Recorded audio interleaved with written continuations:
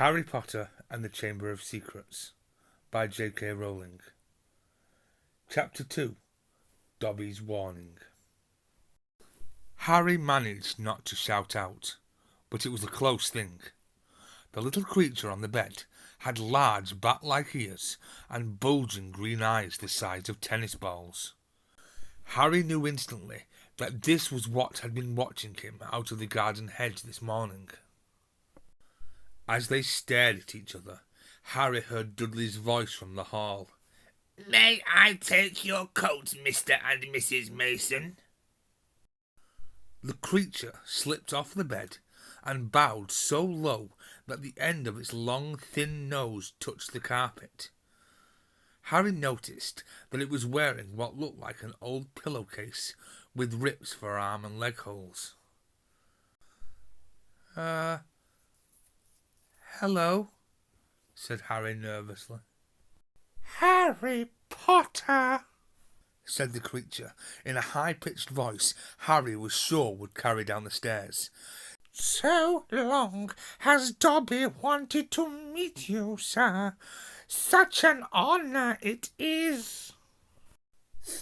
Thank you, said Harry, edging along the wall and sinking into his desk chair next to Hedwig, who was asleep in her large cage.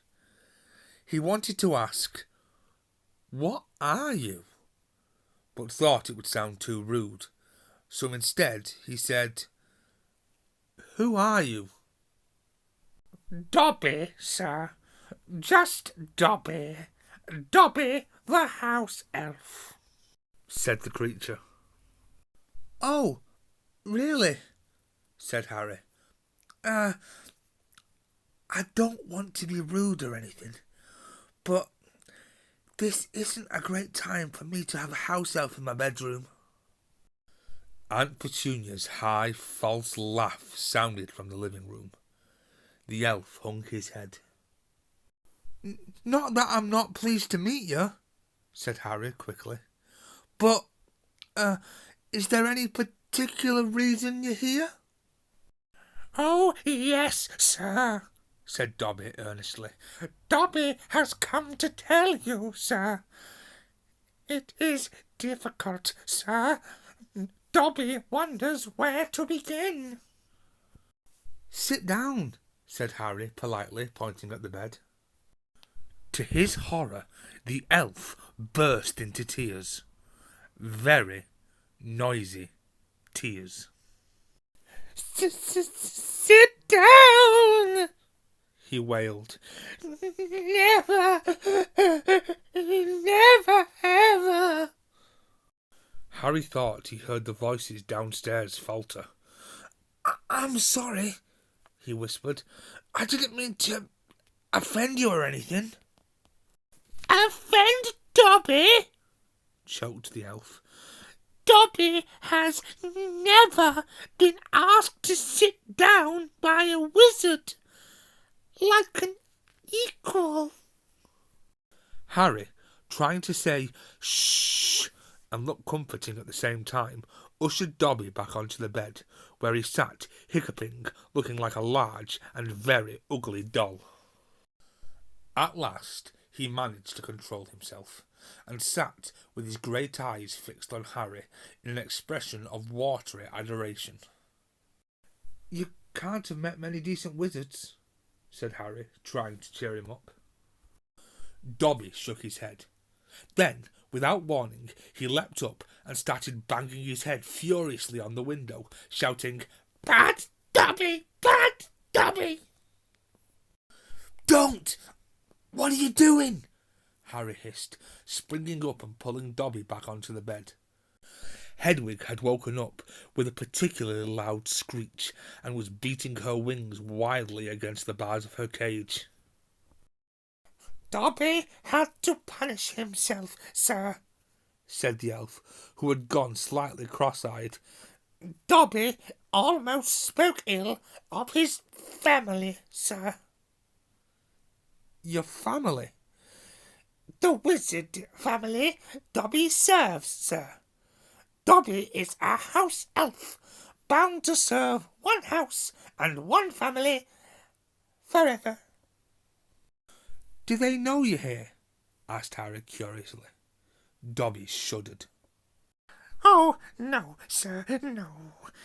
Dobby will have to punish himself most grievously for coming to see you, sir.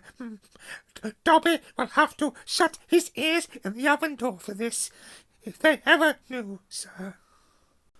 But won't they notice if you shut your ears in the oven door?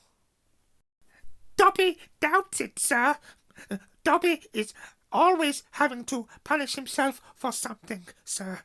They let Dobby get on with it, sir. Sometimes they remind me to do extra punishments. But why don't you leave? Escape? A house elf must be set free, sir. And the family will never set Dobby free. Dobby will serve the family until he dies, sir. Harry stared. And I thought I was hard done by staying here for another 4 weeks, he said. This makes the Dursleys sound almost human. Can't anyone help you? Can't I? Almost at once, Harry wished he hadn't spoken. Dobby dissolved again into wails of gratitude.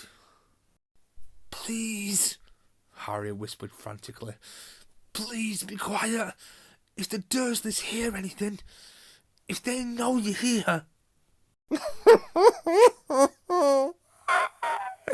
Harry Potter asks if he can help Dobby. Dobby has heard of your greatness, sir, but of your goodness, Dobby never knew. Harry, who was feeling distinctly hot in the face, said, Whatever you've heard about my greatness is a load of rubbish. I'm not even top of my year at Hogwarts. That's Hermione. She... But he stopped quickly, because thinking about Hermione was painful. Harry Potter is humble and modest, said Dobby reverently, his orb-like eyes aglow. Harry Potter speaks not of his triumph over he who must not be named. Voldemort, said Harry. Dobby clapped his hands over his bat ears and moaned. Ah, speak not the name, sir, speak not the name. Sorry, said Harry quickly. I know lots of people don't like it. My friend Ron... He stopped again. Thinking about Ron was painful too. Dobby leaned towards Harry, his eyes wide as headlamps. Dobby heard tell, he said hoarsely, that Harry Potter met the Dark Lord for a second time just weeks ago. That Harry Potter escaped yet again. Harry nodded, and Dobby's eyes suddenly shone with tears. Ah, sir, he gasped, dabbing his face with a corner of the grubby pillowcase he was wearing. Harry Potter is valiant and bold. He has braved so many dangers already. But Dobby has come to protect Harry Potter, to warn him, even if he does have to shut his ears in the oven door later.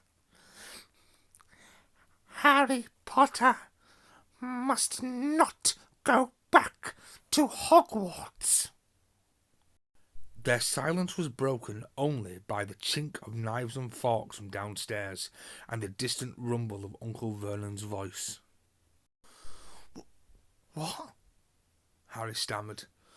But I've got to go back. Term starts on September the 1st. It's all that's keeping me going. You don't know what it's like here. I don't belong here. I belong in your world. at Hogwarts. No, Squeaked Dobby, shaking his head so hard his ears flapped. Harry Potter must stay where he is safe. He is too great, too good to lose. If Harry Potter goes back to Hogwarts, he will be in mortal danger. Why? Said Harry in surprise. There is a plot, Harry Potter. A plot to make most terrible things happen at Hogwarts School of Witchcraft and Wizardry this year, whispered Dobby, suddenly trembling all over. Dobby has known it for months, sir. Harry Potter must not put himself in peril. He is too important, sir. What terrible things? Said Harry at once. Who's plotting them? Dobby made a funny choking noise and then banged his head madly against the wall. All right, cried Harry, grabbing the elf's arm to stop him. You can't say, I understand. But why are you warning me? A sudden unpleasant thought struck him. Hang on. This hasn't got anything to do with Sorry. With you-know-who, has it? You could just shake or nod, he added hastily, as Dobby's head tilted worryingly close to the wall again. Slowly, Dobby shook his head. Not he who must not be named, sir. But Dobby's eyes were wide, and he seemed to be trying to give Harry a hint. Harry, however, was completely at sea. He hasn't got a brother, has he? Dobby shook his head, his eyes wider than ever. Well, then, I can't think who else would have a chance of making horrible things happen at Hogwarts, said Harry. I mean, there's Dumbledore, for one thing. You know who Dumbledore is, don't you? Dobby bowed his head. Albus Dumbledore is the greatest headmaster Hogwarts has ever had. Dobby knows it, sir. Dobby has heard Dumbledore's powers rival those of he who must not be named at the height of his strength. But, sir... Dobby's voice dropped to an urgent whisper. There are powers Dumbledore doesn't. Powers no decent wizard. And before Harry could stop him, Dobby bounced off the bed, seized Harry's desk lamp, and started beating himself around the head with ear-splitting yelps. A sudden silence fell downstairs. 2 seconds later, Harry, heart thudding madly, heard Uncle Vernon coming into the hall, calling, Dudley must have left his television on again. The little tyke. Quick! In the wardrobe! Hissed Harry, stuffing Dobby in, shutting the door, and flinging himself onto the bed just as the door handle turned. What the devil are you doing? Said Uncle Vernon through gritted teeth, his face horribly close to Harry's. You've just ruined the punchline of my Japanese golfer joke. One more sound, and you'll wish you'd never been born, boy. He stomped flat-footed from the room. Shaking, Harry let Dobby out of the wardrobe. See what it's like here, he said. See why I've got to go back to Hogwarts. It's the only place I've got... Well, I think I've got friends. Friends who don't even write to Harry Potter? Said Dobby slyly. I expect they've just been... Hang on, said Harry, frowning. How do you know my friends haven't been writing to me? Dobby shuffled his feet. Harry Potter mustn't be angry with Dobby. Dobby did it for the best. Have you been stopping my letters? Dobby has them here, sir. said the elf, stepping nimbly out of Harry's reach. He pulled a thick wad of envelopes from inside of the pillowcase he was wearing. Harry could make out Hermione's neat writing, Ron's untidy scrawl, and even a scribble that looked as though it was from the Hogwarts gamekeeper Hagrid. Dobby blinked anxiously up at Harry. Harry Potter mustn't be angry. Dobby hoped if Harry Potter thought his friends had forgotten him, Harry Potter might not want to go back to school, sir. Harry wasn't listening. He made a grab for the letters, but Dobby jumped out of reach. Harry Potter will have them, sir, if he gives Dobby his word that he will not return to Hogwarts. Ah, sir, this is a danger you must not face. Say you won't go back, sir. No, said Harry angrily. Give me my friend's letters. Then Harry Potter leaves Dobby no choice, said the elf sadly. Before Harry could move, Dobby had darted to the bedroom door, pulled it open, and sprinted down the stairs. Mouth dry, stomach lurching, Harry sprang after him, trying not to make a sound. He jumped the last 6 steps, landing cat-like on the hall carpet, looking around for Dobby. From the dining room, he heard Uncle Vernon saying, "Tell Petunia that very funny story about those American plumbers, Mr. Mason. She's been dying to hear." Harry ran up the hall into the kitchen and felt his stomach disappear. Aunt Petunia's masterpiece of a pudding, the mounting of cream and sugared violets, was floating up near the ceiling. On top of a cupboard in the corner crouched Dobby. No, croaked Harry. Please. They'll kill me. Harry Potter must say he's not going back to school. Dobby, please. Say it, sir. I can't. Dobby gave him a tragic look. Then Dobby must do it, sir, for Harry Potter's own good. The pudding fell to the floor with a heart-stopping crash. Cream splattered the windows and walls, and the dish shattered. With a crack like a whip, Dobby vanished. There were screams from the dining room, and Uncle Vernon burst into the kitchen to find Harry, rigid with shock, covered from head to foot in Aunt Petunia's pudding. At first, it looked as though Uncle Vernon would manage to gloss the whole thing over. Just our nephew, very disturbed. Meeting strangers upset him, so we kept him upstairs. He shooed the shocked Masons back into the dining room, promised Harry he would flay him to within an inch of his life when the Masons had left, and handed him a mop. Aunt Petunia dug some ice cream out of the freezer, and Harry, still shaking, started scrubbing the kitchen clean. Uncle Vernon might still have been able to make his deal, if it hadn't been for the owl. Aunt Petunia was just handing round a box of after-dinner mints when a huge barn owl swooped through the dining room window, dropped a letter on Mrs. Mason's head, and swooped out again. Mrs. Mason screamed like a banshee and ran from the house shouting about lunatics.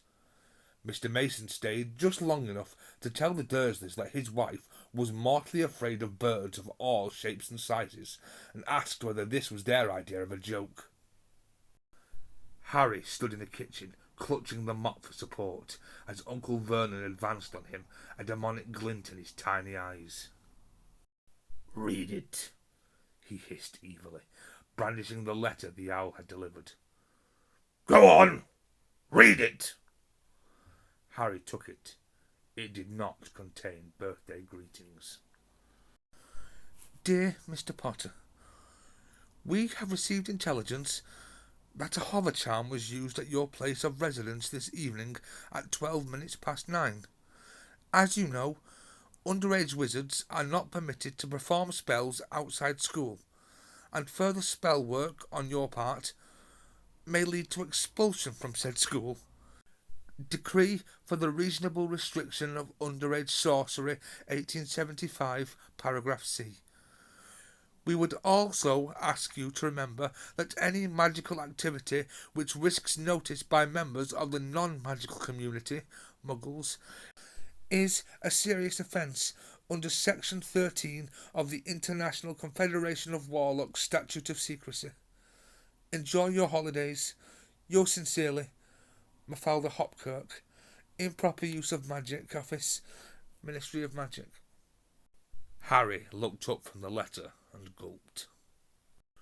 You didn't tell us you weren't allowed to use magic outside school, said Uncle Vernon, a mad gleam dancing in his eyes. Forgot to mention it. Slipped your mind, I dare say. He was bearing down on Harry like a great bulldog, all his teeth bared. Well, I've got news for you, boy. I'm locking you up. You're never going back to that school. Never! And if you try and magic yourself out, they'll expel you! And laughing like a maniac, he dragged Harry back upstairs. Uncle Vernon was as bad as his word. The following morning, he paid a man to fit bars on Harry's window. He himself fitted the cat flap in the bedroom door so that small amounts of food could be pushed inside 3 times a day. They let Harry out to use the bathroom, morning and evening. Otherwise, he was locked in his room around the clock. 3 days later, the Dursleys were showing no sign of relenting, and Harry couldn't see any way out of his situation. He lay on his bed, watching the sun sinking behind the bars on the window, and wondered miserably what was going to happen to him. What was the good of magicking himself out of his room if Hogwarts would expel him for doing it? Yet life at Privet Drive had reached an all-time low. Now the Dursleys knew they weren't going to wake up as fruit bats. He had lost his only weapon. Dobby might have saved Harry from horrible happenings at Hogwarts, but the way things were going, he'd probably starve to death anyway. The cat flap rattled, and Aunt Petunia's hand appeared, pushing a bowl of tinned soup into the room. Harry, whose insides were aching with hunger, jumped off his bed and seized it. The soup was stone cold, but he drank half of it in one gulp. Then he crossed the room to Hedwig's cage and tipped the soggy vegetables at the bottom of the bowl into her empty food tray. She ruffled her feathers and gave him a look of deep disgust. "It's no use turning your beak up at it. That's all we've got," said Harry grimly. He put the empty bowl back on the floor next to the cat flap and lay back down on the bed, somehow even hungrier than he had been before the soup. Supposing he was still alive in another 4 weeks, what would happen if he didn't turn up at Hogwarts? Would someone be sent to see why he hadn't come back? Would they be able to make the Dursleys let him go? The room was growing dark.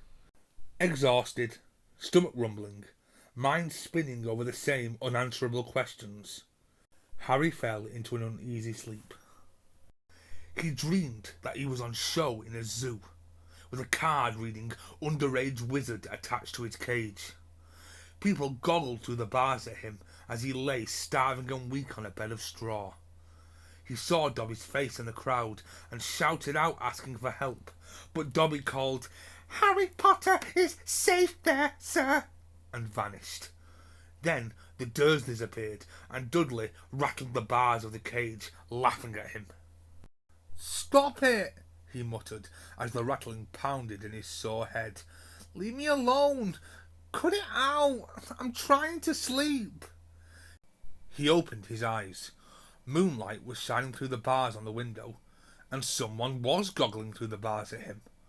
A freckle-faced, red-haired, long-nosed someone. Ron Weasley was outside Harry's window.